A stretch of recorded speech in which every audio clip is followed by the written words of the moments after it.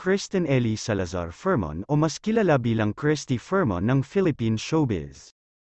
Ipinanganak noong July 23, 1957, sinimula ni Fermon ang kanyang karera bilang isang political journalist, ngunit hindi nagtagal ay tumungo sa pagsusulat para sa mga tabloid, tungkol sa mga bida sa pelikula at iba pang celebrity. Ang kanyang unang paglabas sa telebisyon ay noong siya ay naging pangunahing host ng weekend showbiz talk show Movie Magazine sa GMA Network noong 1987. Noong 1992, tinanggap ng ABS-CBN si Fermon upang mag-host ng Sunday talk show Showbiz Linggo kasama si Butch Francisco. Ang paglahok ni Fermon bilang pangunahing host ng Showbiz Linggo ay nagkaroon ng mga pagpapala mula sa kanyang mga producer na si Inday Badiday, at hindi sumalungat sa Movie Magazine, na ipinalabas tuwing Sabado.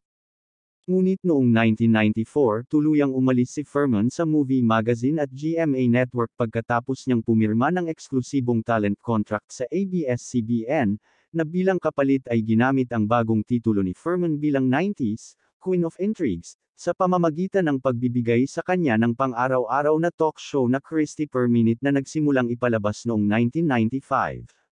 Sa panahong ito, ang kanyang tirahan ay nasa Valenzuela, Metro Manila. Lumabas din si Fermon sa 2003 Showbiz Gossip Series S2, Showbiz Sabado kasama si Edo Manzano at talent manager, host Alfie Lorenzo. Lumabas din siya sa showbiz talk show na The Buzz, kasama ang mga pangunahing host na sina Boy Abunda at Chris Aquino.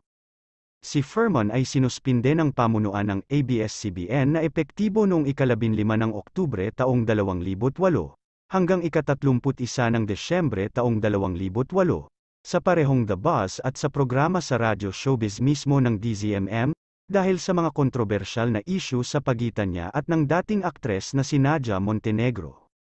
Noong Abril taong 2008, pinagtibay ng Korte Suprema ng Pilipinas ang isang paghatol sa libel at inutusan siyang magbayad ng multa at danyos sa mag-asawang Annabel Rama at Eddie Gutierrez sa halip na pagsilbihan ang pagkakulong na inilabas ng mababang hukuman.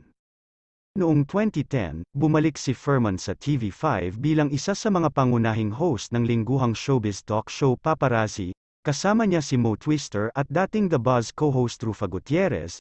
Isa rin siyang co-host ng Juicy, kasama ang mga orihinal na host Alex Gonzaga at IC Mendoza.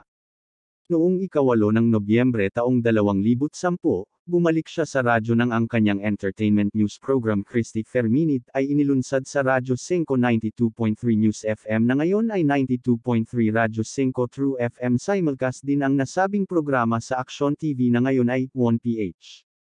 Noong ika-28 ng Hulyo taong 2012, kinansela ng TV5 Network ang Paparazzi, habang ang Juicy ay kinansela noong ika-3 ng Agosto.